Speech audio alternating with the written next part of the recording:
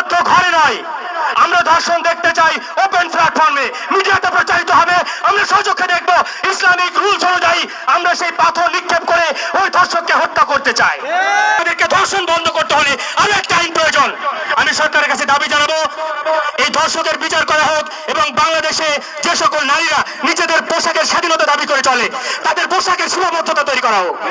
যদি পোশাকের সীমাবদ্ধতা আসে, পুরুষের নজর সীমাবদ্ধতার ভিতরে আসবে।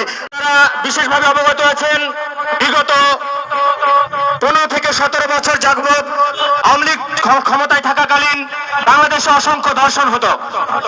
সকালে ধর্ষণ হতো, সন্ধ্যায় একটা নতুন ইস্যু তৈরি হয়ে সেই ধর্ষণের বিচার ধামাচাপা পড়ে যেত। মায়ের কোল থেকে সন্তানকে তুলে নেওয়া হতো, স্বামীর কোল থেকে স্ত্রীকে তুলে নিয়ে ধর্ষণ করা হতো। দীর্ঘদিন যাবত আমরা কোনো ধর্ষণের শাস্তি বাংলাদেশে দেখি নাই।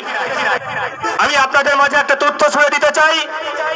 আমাদের বর্তমান নির্দলীয় নিরপেক্ষ সরকার ডক্টর ইউনূস সাহেব আমাদেরকে ছোটখাটো ভাবে আশ্বস্ত করেছেন, কারণ বাংলাদেশে ধর্ষণের সঠিক বিচারের কোনো আইন নাই। উনি আশ্বস্ত করেছেন বাংলাদেশের আইনকে সংস্কার করা হবে এবং ধর্ষণের বিচার করা হবে। আমরা ধর্ষণের দাবি জানাই, কিন্তু সেই ধর্ষণ কোনো আবদ্ধ ঘরে নয়। আমরা ধর্ষণ দেখতে চাই ওপেন প্ল্যাটফর্মে, মিডিয়াতে প্রচারিত হবে, আমরা সচক্ষে দেখব। ইসলামিক রুলস অনুযায়ী আমরা সেই পাথর নিক্ষেপ করে ওই ধর্ষককে হত্যা করতে চাই। শুধু ধর্ষককে হত্যা করলেই শেষ হবে না। আপনার ধানের জমিতে আগাছা হয়, আপনি আগাছা উপড়ে ফেলেন, আগাছা উপড়ে ফেললেই কিন্তু শেষ হয়ে যায় না। আপনাকে খেয়াল রাখতে হয় ওই আগাছায় বীজ হয়ে যেন ওই বীজ জমিতে ঝরে না পড়তে পারে, কারণ বীজ যদি ঝরে পড়ে আগামী বছর আবারও ওই আগাছা আপনাকে পরিবর্তন করতে হবে। তাদেরকে ধর্ষণ বন্ধ করতে হলে আরো একটা আইন প্রয়োজন। আমি সরকারের কাছে দাবি জানাবো, এই ধর্ষকের বিচার করা হোক এবং বাংলাদেশে যে সকল নারীরা নিজেদের পোশাকের স্বাধীনতা দাবি করে চলে তাদের পোশাকের সীমাবদ্ধতা তৈরি করা হোক।